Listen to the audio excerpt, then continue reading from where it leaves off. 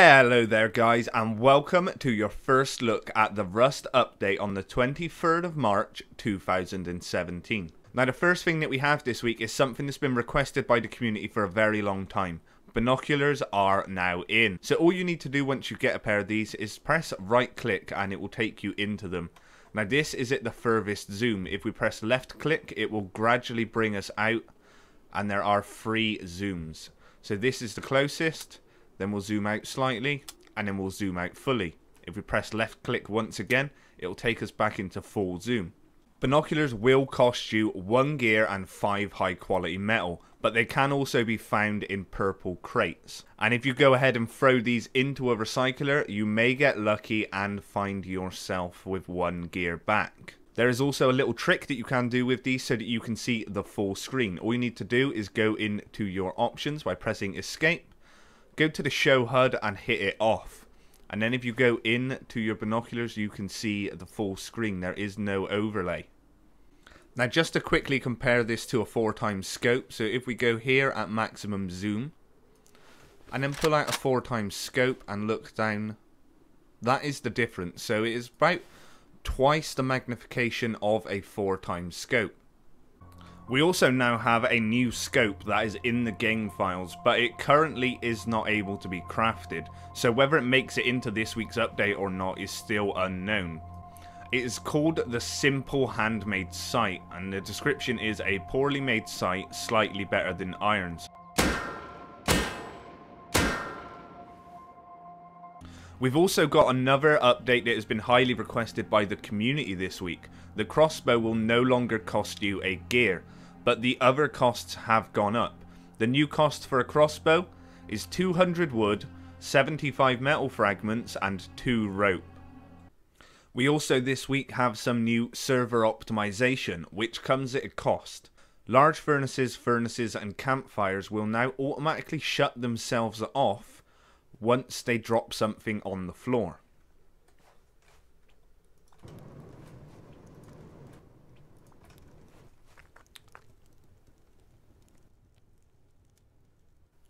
So as you can see, once all 3 of these have spit out some charcoal once they're full, they will just automatically turn off.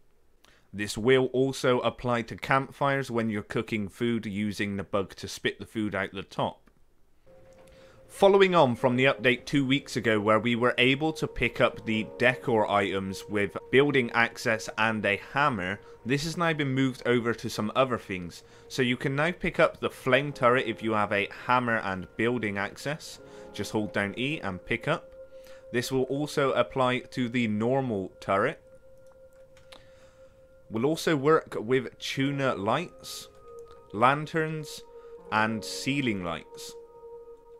Currently this is all that it actually works with, but we may see more things come before the update hits or next week.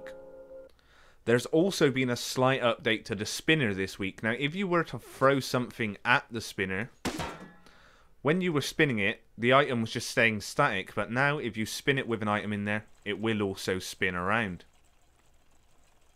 You will also be noticing this week that there has been an update to the candle hat / miner's hat. When you click on them now and bring them up in your UI, you will see that you can actually see what it contains now, and you can drag it out or put it back in.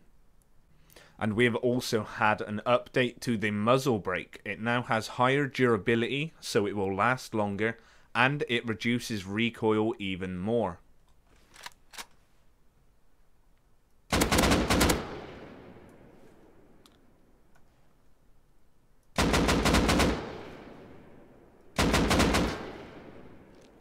So now I'm just going to quickly run through a couple of cost changes. The timed explosive charge now costs 20 explosives, 5 cloth and 2 tech trash. That is a reduction of 1 tech trash.